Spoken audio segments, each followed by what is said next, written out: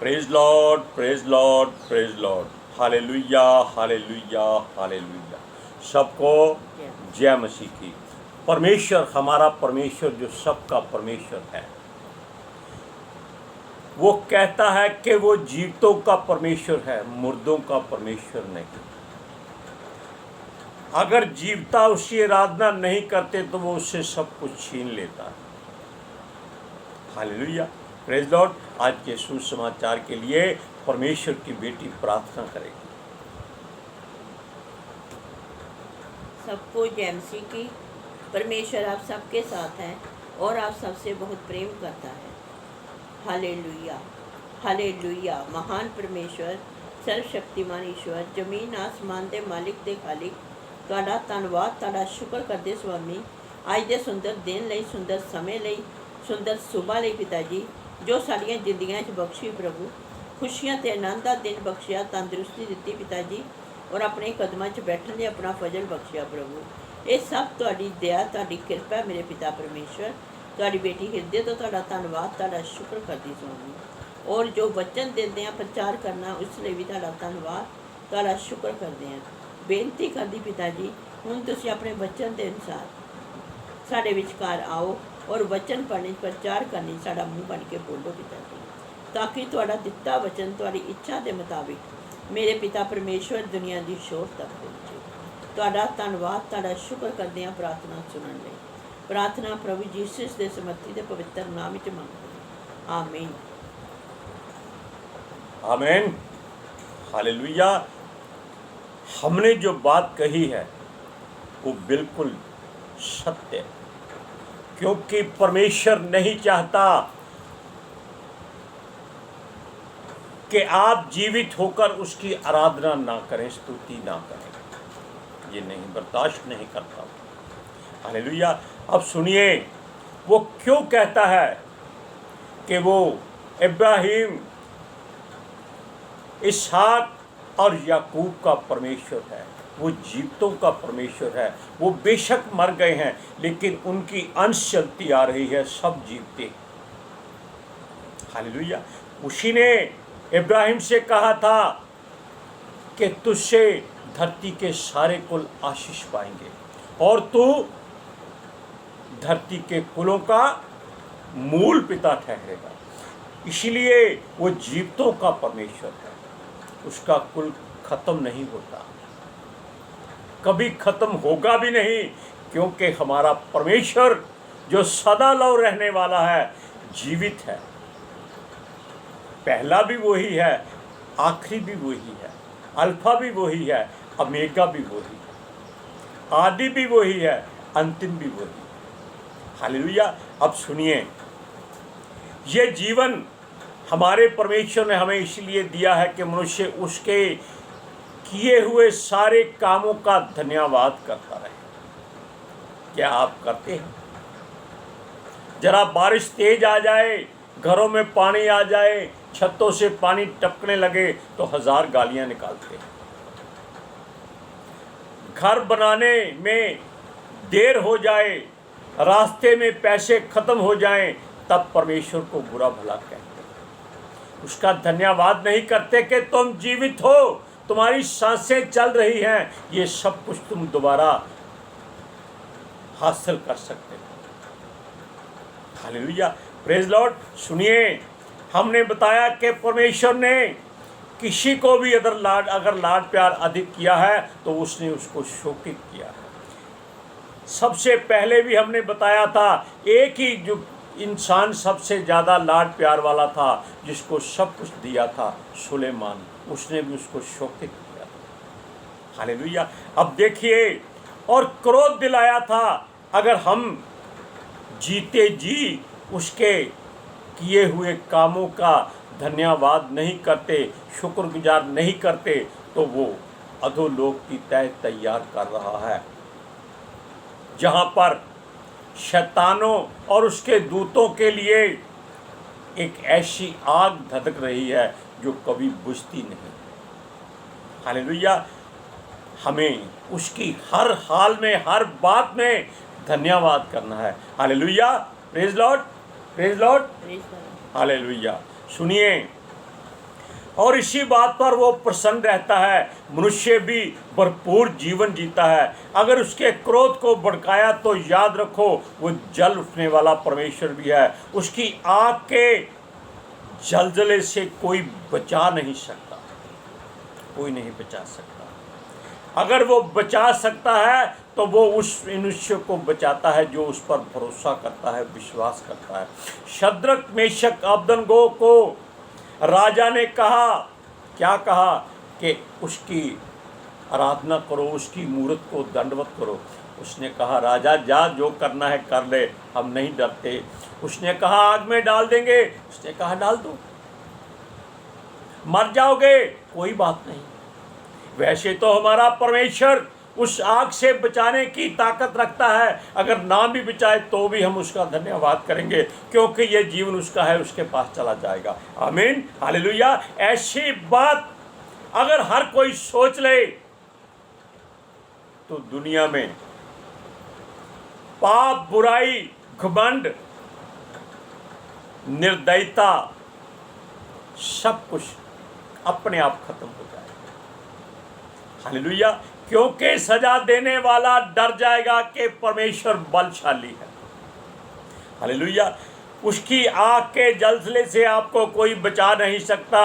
आम, हवा, पानी, धरती, सूर्य सब कुछ उसका हुक्म मानते हैं। आप जानते हैं अगर उसने आग को हुक्म दिया होता कि जला दो तो वो जला देती, लेकिन उसने आग को हुक्म दिया बिल्कुल उसके लिए ठंडक पैदा करो मेरे तीनों बच्चों के लिए। आग ने ठंडक दी उनको। हालेलुया।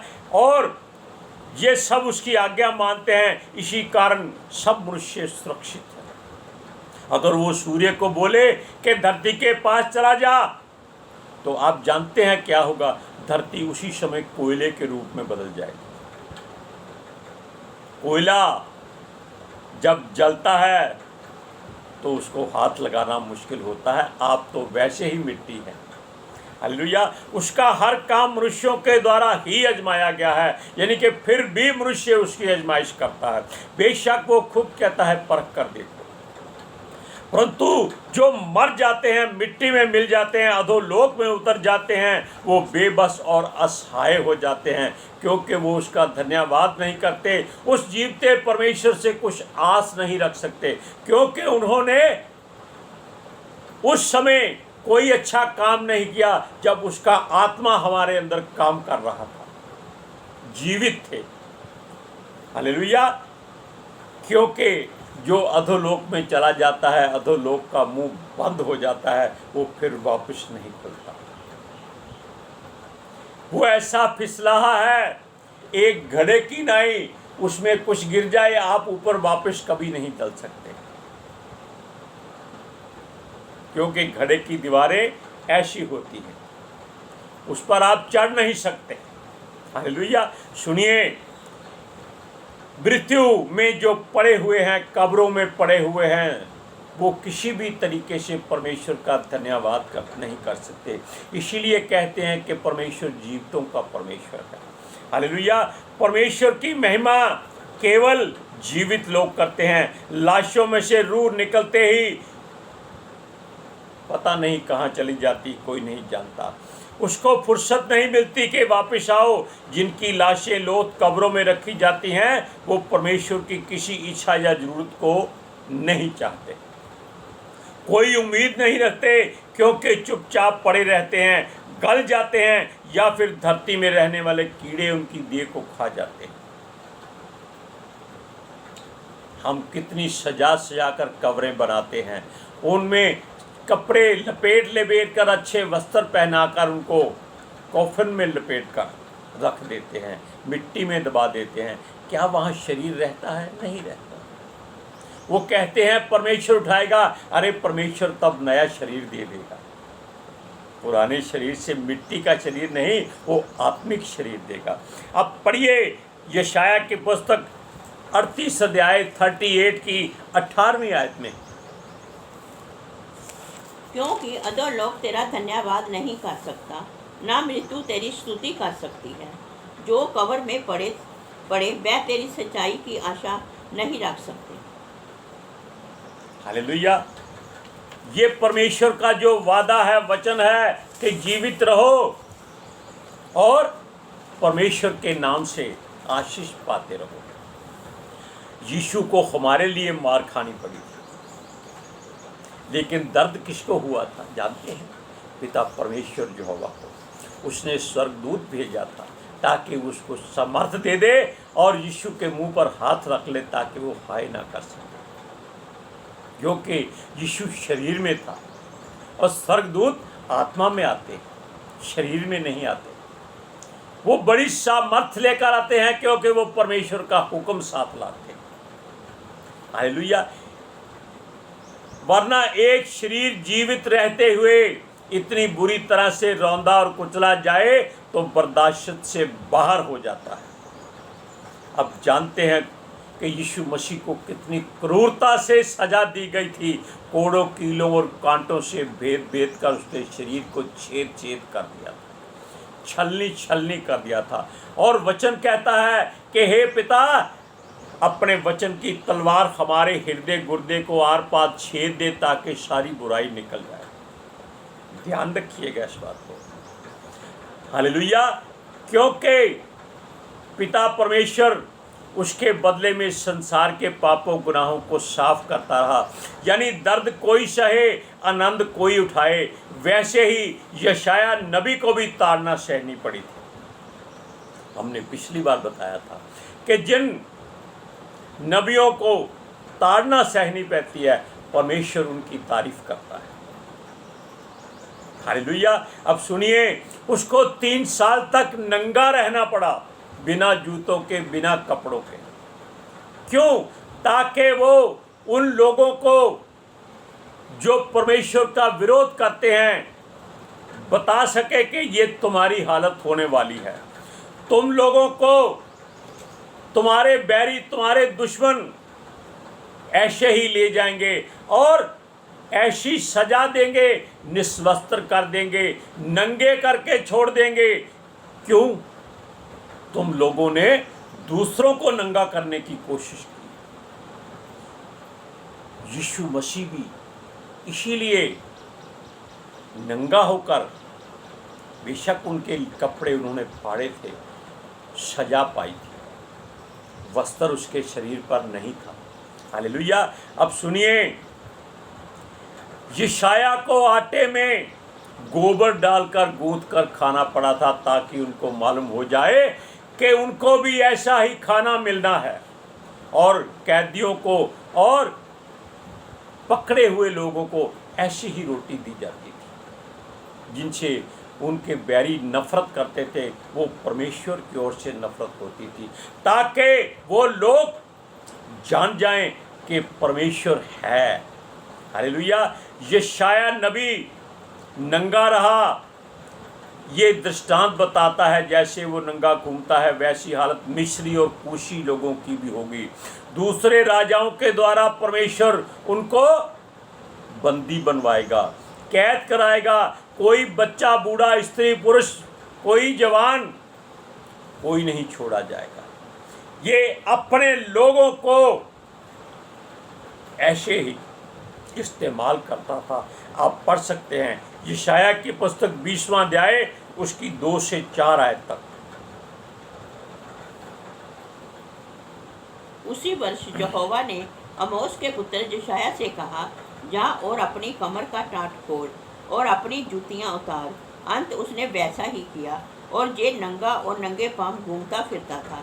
तब यहोवा ने कहा, जिस प्रकार तेरा दास यशाया 3 वर्ष से उधारा और नंगे पांव चलता आया है कि मिस्र और कूश के लिए चिन्ह और लक्षण हो, उसी प्रकार अशूर का राजा मिस्र और कूश के लोगों को बंदी बनाकर देश निकाला करेगा।